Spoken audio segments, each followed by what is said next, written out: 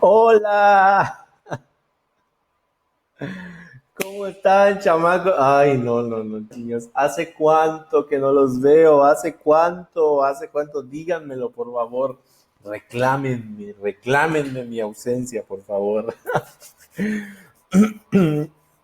Mis chamacos, qué gusto verlos, qué gusto encontrármelos. Ay, niños, niños. No es que de verdad que hemos estado, pero vaya, con las producciones al 1000%. Tratando de avanzar lo más posible. Ahorita no me has visto tanto porque pues ando bien apurado con el cambio de materias de sabatino y de dominical, las evaluaciones, las calificaciones, chicos. O sea, estoy así de, no puedo, no puedo con tanto, pero ya me hice este espacio para poder seguir avanzando, aunque sea vamos así como que pasito a pasito, pero vamos seguros, seguros, chicos. Entonces, bueno, pues quiero regalarte esta cápsula que ya estamos prácticamente casi terminando lo que es eh, nuestro paradigma cognoscitivista con lo que es la teoría de la psicología gestalt, ¿sale?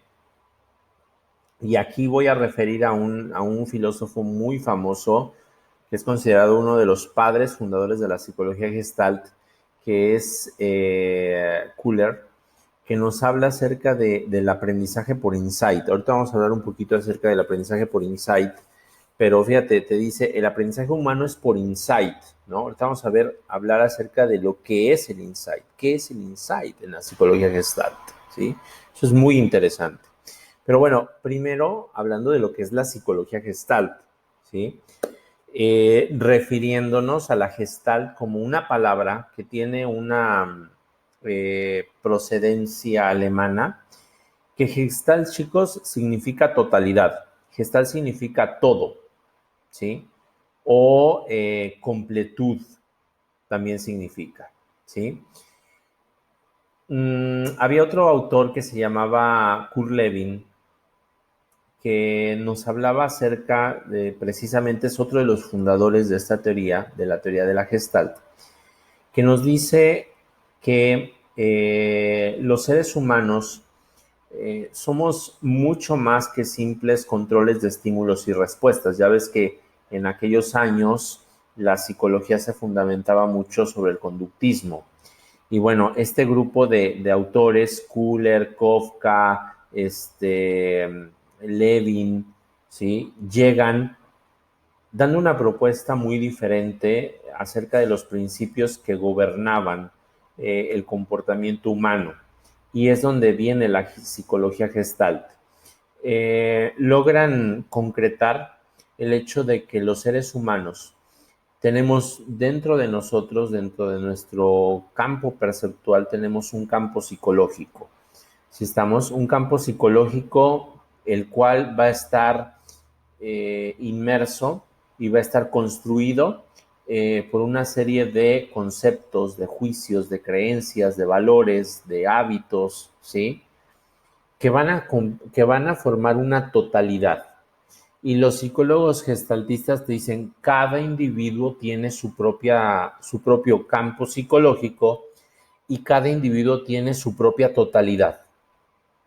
¿Sí estamos? Esto es, cada quien tiene distintas formas en cómo puede interpretar los diferentes conceptos que va aprendiendo a lo largo de su vida, ¿sí?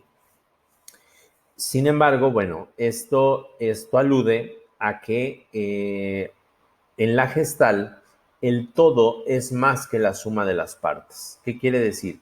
Quiere decir que los objetos y los acontecimientos siempre vamos a tender a percibirlos como una totalidad, ¿sí?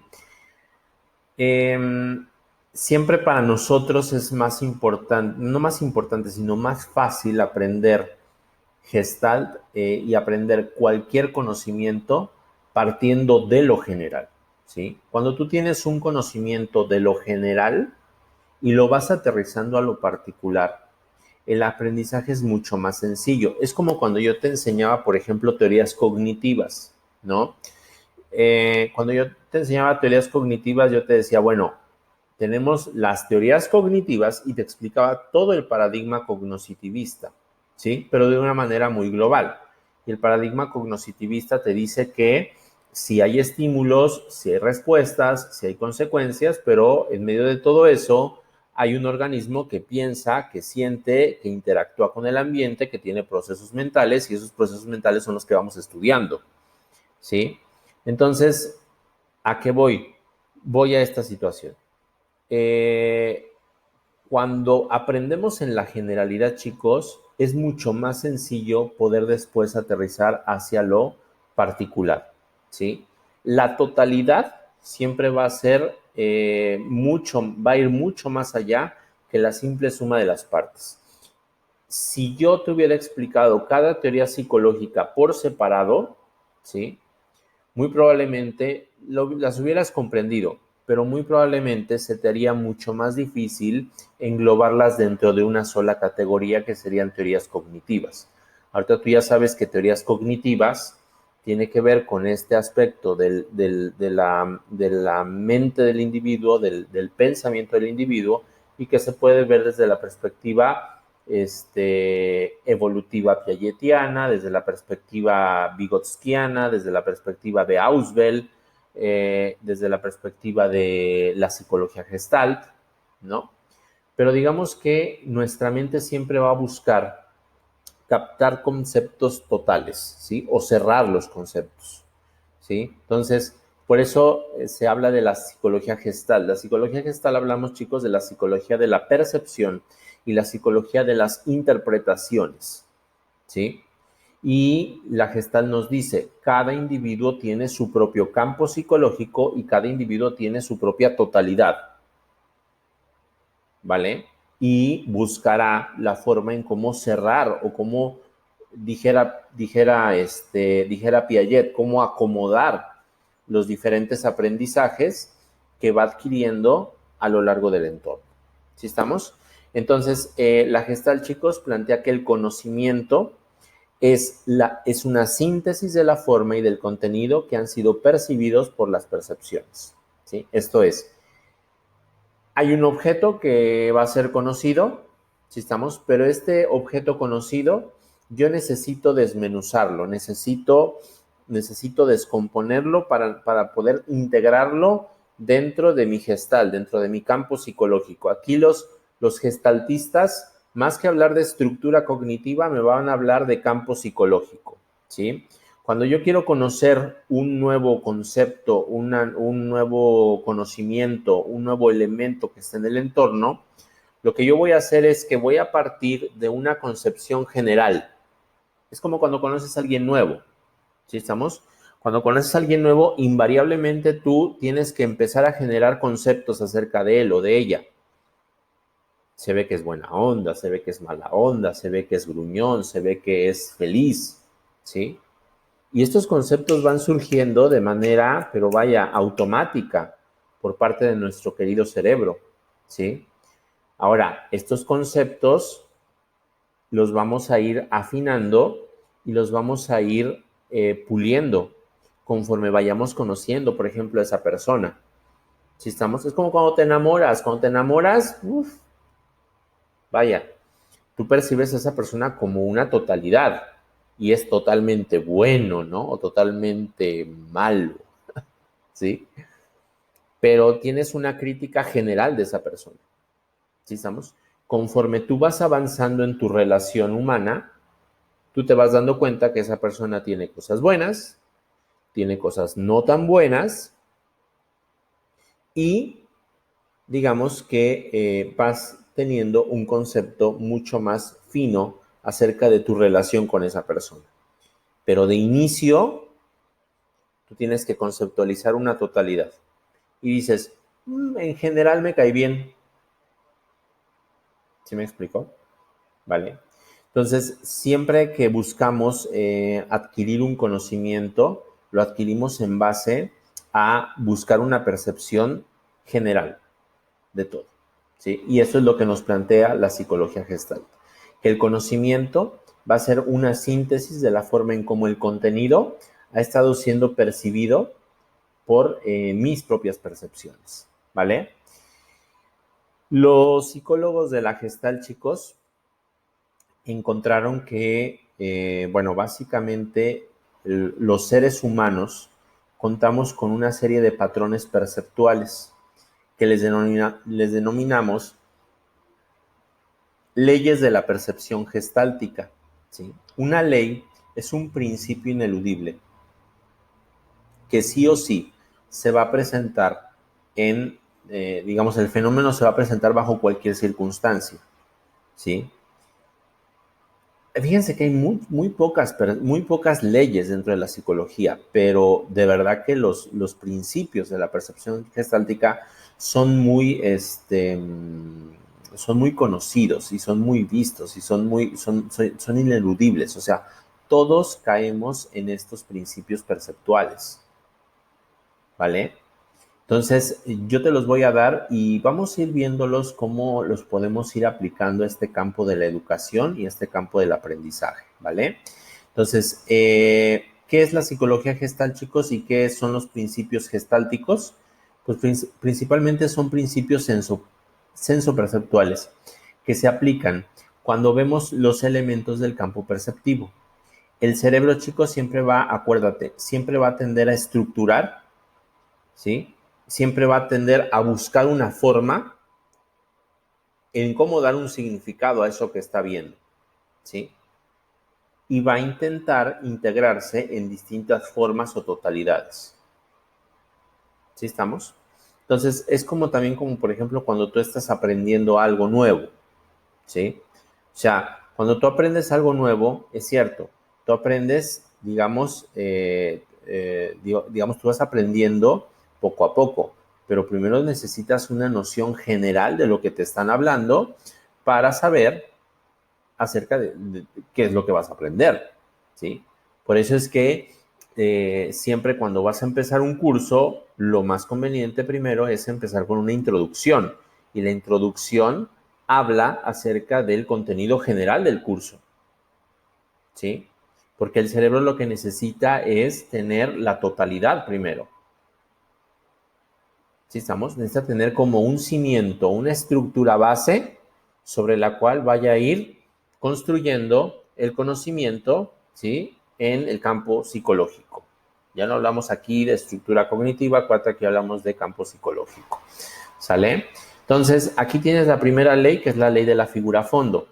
La ley de la figura fondo, chicos, es que tendemos a focalizar la atención en un solo objeto o a determinadas figuras, destacándolos del resto de los demás.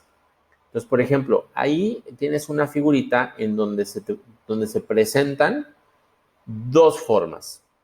Primero, tú puedes ver dos perfiles que están así como que casi para besarse, o la segunda es que podrías ver una copa, ¿sí? Pero de inicio, ¿qué hace tu percepción? De inicio, capta una imagen.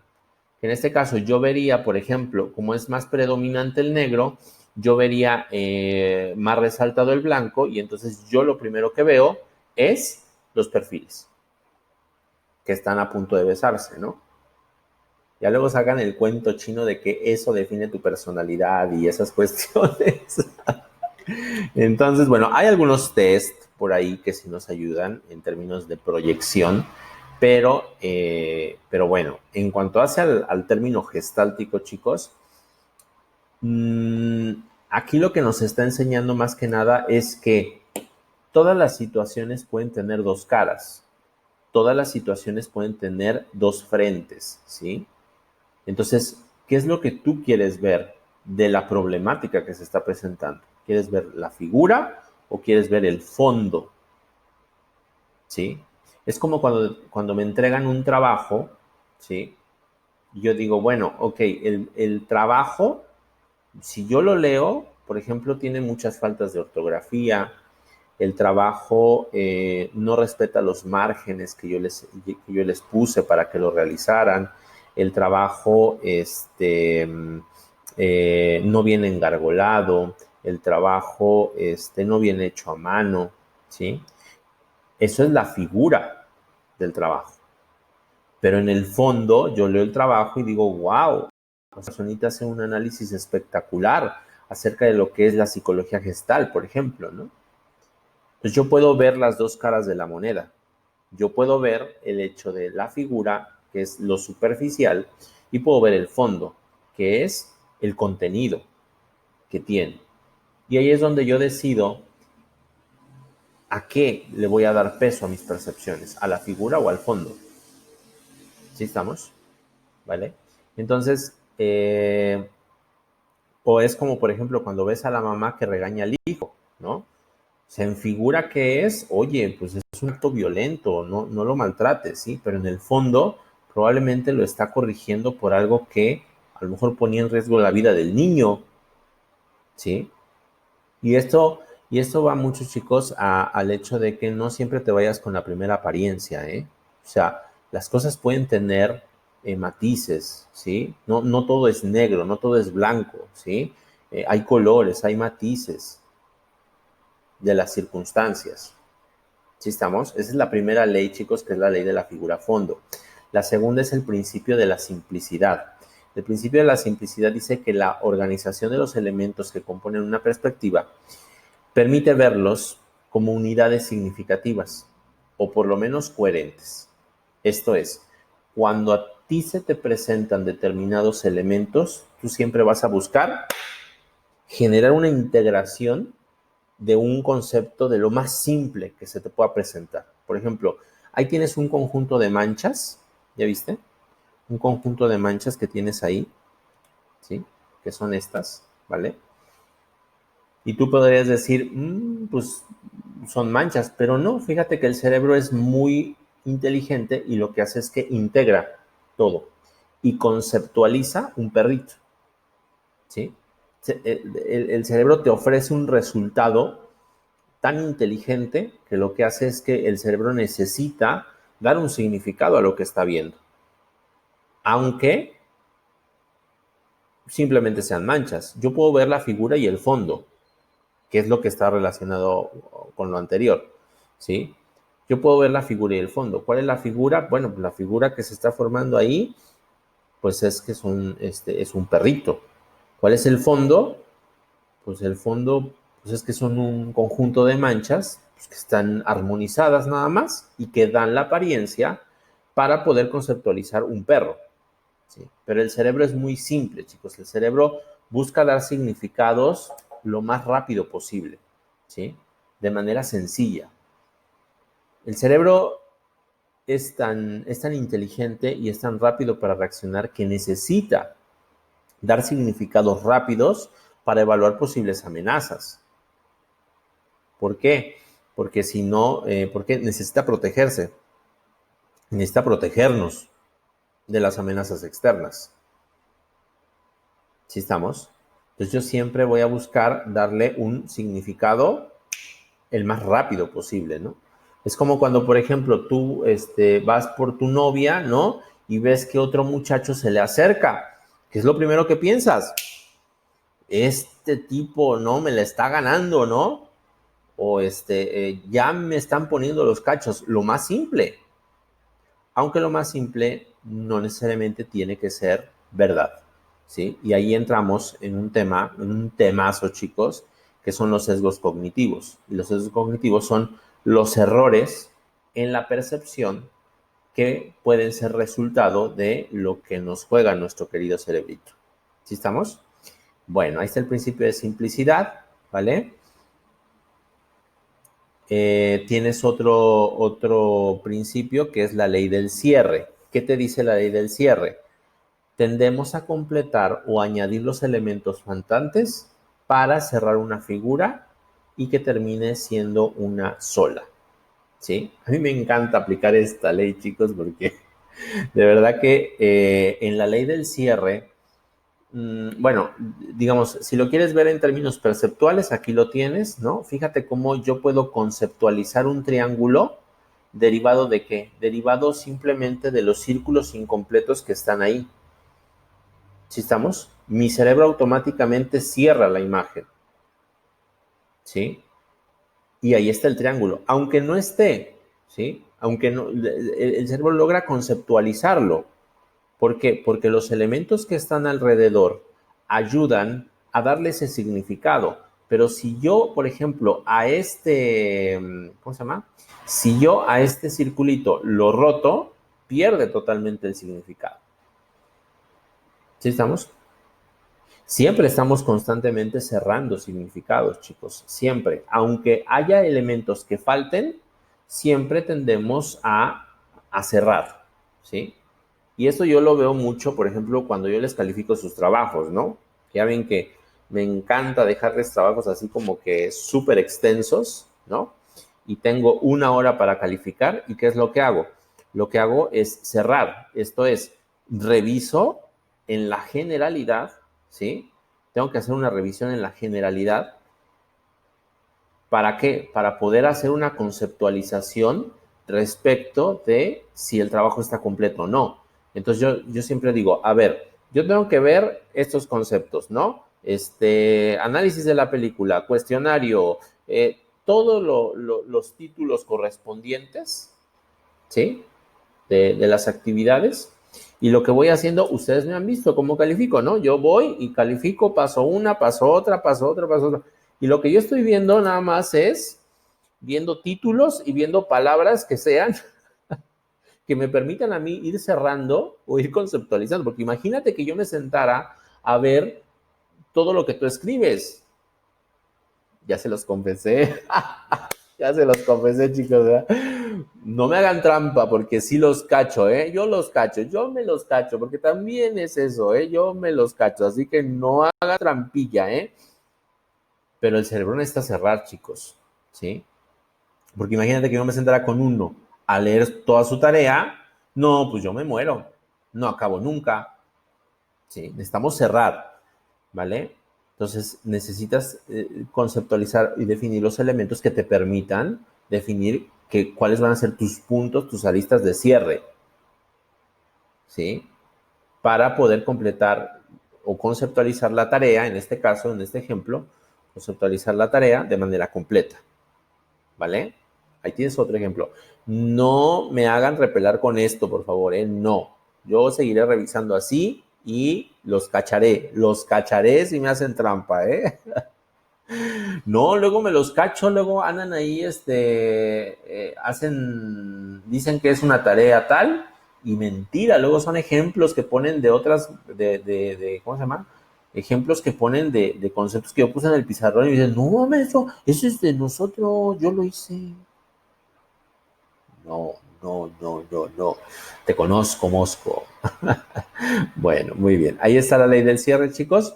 Tienes la ley de la proximidad. La ley de la proximidad te dice que los elementos parecidos son percibidos como pertenecientes a la misma forma. Por ejemplo, fíjate aquí el ojo, ¿no? El ojo, bueno, aquí conceptualizamos un ojo derivado de qué? Derivado de que los elementos están cercanos y se armonizan de tal manera que nuestro cerebro da un significado de que es un ojo, ¿sí? Aunque realmente sean puntos, ¿sí?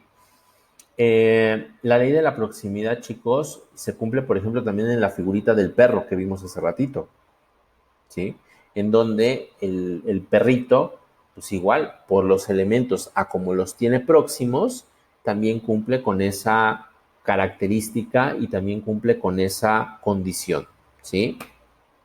Sin embargo, chicos, bueno, aquí en la ley de la proximidad también lo podemos ver en términos relacionales, ¿no? O sea, cuando, por ejemplo, tienes a un alumno que hizo por ahí alguna travesura y a lo mejor anda con el compañero y el compañero es inocente, ¿no? Pero por estar próximos, por estar pegados, ya le dices, ay, Juanito, fuiste tú también, ¿verdad? Porque te andas juntando con Pepito, cuando puede ser que no sea cierto, puede ser que a lo mejor Juanito sea inocente y Pepito sea el malo, ¿sí? Pero por estar cerca, ¿qué es lo que haces? Automáticamente piensas que los dos fueron. ¿Sí me explico? Entonces, fíjate cómo, o sea, si bien los principios perceptuales de la ley gestáltica nos ayudan a qué? Nos ayudan a tener conceptos generales, también es cierto que podemos caer en errores cognitivos, ¿sí? Porque imagínate, pobre Juanito, ¿no?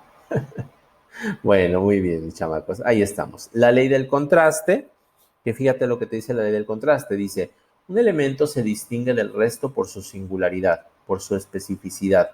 Un objeto puede contrastar con otros por color, forma, tamaño, cualidades intrínsecas del propio objeto. A ver, vamos a ver así. Fíjate bien. La ley del contraste lo que te dice es, la percepción o el significado que se genere de determinado objeto sujeto va a depender del entorno que lo rodee. ¿Es rodee o rodee? No sé. Bueno, de lo que esté alrededor de él, vamos a ponerle así. Entonces, fíjate, por ejemplo, tienes aquí dos imágenes, fíjate en las imágenes del centro, ¿sí? Yo puedo tener un alumno promedio que saca 8, por ejemplo, 8, 9, ¿no? 7, que está, por ejemplo, entre el 7, el 8 de calificación, ¿sí estamos? Si yo tengo un grupo de alumnos que son participativos, son inteligentes, cumplen con tareas, dan información de más, etcétera, y son así como que súper disciplinados, yo a este alumno de 7 u 8, ¿cómo lo voy a ver? Ay, Dios mío, este niño es nefasto. ¿Por qué? Porque está siendo comparado en relación al entorno en el cual él está. ¿Sí estamos? Entonces yo voy a decir, no, pues este chavalín, no, va mal, ¿eh? Pues, ay, más o menos, mediocre, mediocre, ¿no? Pero fíjate cómo mi percepción se puede afectar si yo a él lo integro a un grupo de personas que no participan, no traen tareas, no estudian, no aprenden los conceptos, sacan puro cero en los exámenes, ¿no? Entonces yo a este de 7 8, ¿cómo lo voy a tener acá? Pero vaya, o sea, es mi estrellita. ¿Cómo puede cambiar la conceptualización de alguien? O sea, incluso tú lo ves aquí la imagen perceptualmente y cómo, ¿sí? Este aquí pareciera más grande que este, pero si tú comparas los dos, ¿sí? Son del mismo tamaño. Es impresionante la forma en cómo el entorno afecta nuestra percepción, cómo el entorno nos contrasta, ¿sí? Al ser percibidos, ¿vale? Entonces, aquí aplica mucho un refrán muy popular, no sé si lo has escuchado, que dicen que en el país de los ciegos el tuerto es rey. Ah, pues aquí está el tuerto, hijo. Aquí está el tuerto. Así es sencillo. Entonces, nos puede pasar mucho como pedagogos o como psicólogos, o sea, porque esto, vamos chicos, que independientemente de que tú seas maestro, que tú seas docente, que tú seas psicólogo, a lo que te dediques, los efectos de la ley del contraste, vamos que siempre están presentes, ¿eh? Siempre, siempre, siempre. Entonces, debes de tener cuidado de los efectos que tiene y del entorno sobre el cual tú estás evaluando, por ejemplo, a un alumno. ¿Sí estamos? Bueno, muy bien. Entonces, ahí está la ley del contraste, chicos. Esa es otra ley muy interesante. Y la última que vamos a ver, que sería la ley de la simetría. La ley de la simetría, chicos, te dice que las imágenes simétricas o geométricamente simples, irregulares, son percibidas como conjuntos o unidades, incluso a pesar de la distancia. ¿Sí? O sea, yo podría conceptualizar que por el parecido, esta parte es lo mismo que esta. ¿Sí? ¿Por qué? Porque son simétricas, ¿vale? Y son imágenes que son regulares. Y por lo general, yo los voy a conceptualizar como lo mismo, aun a pesar de que estén separados. ¿Sí?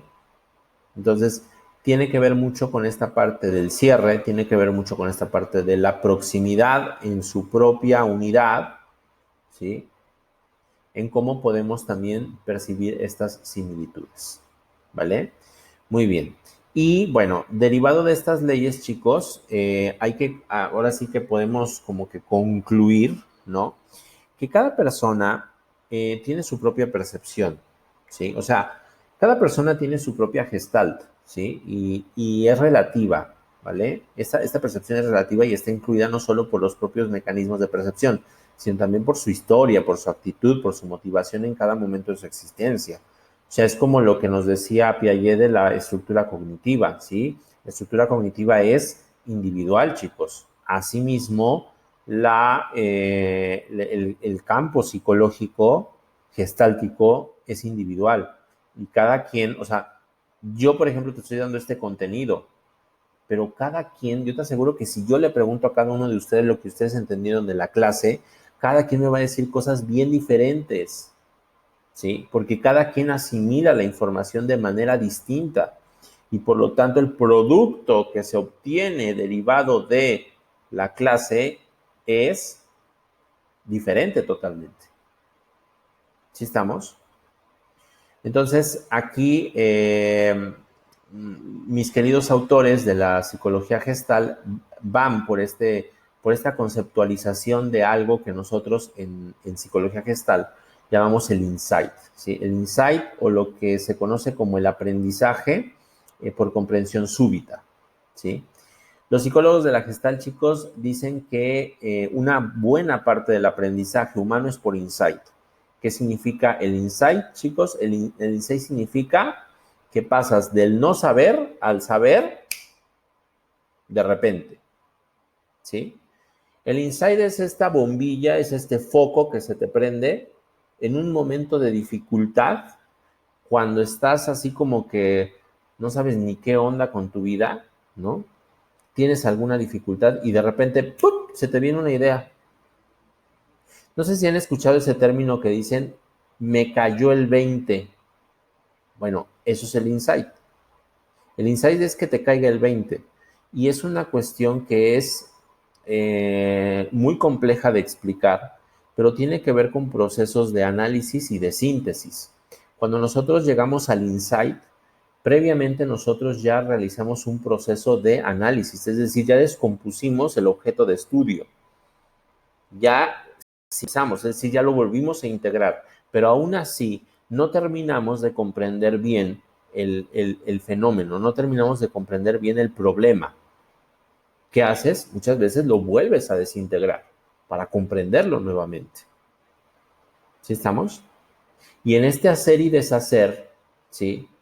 De repente, son esos momentos de repente que como que se te prende una luz y como que sientes, ah, ya entendí,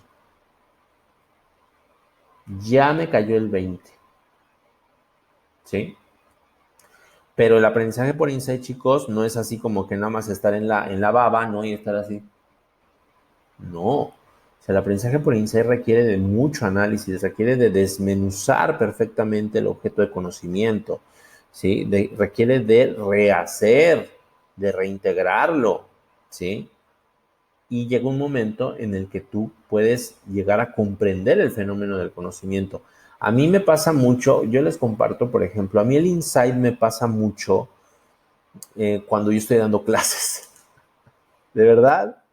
O sea, a mí me caen muchos veintes cuando yo doy clases, ¿sí?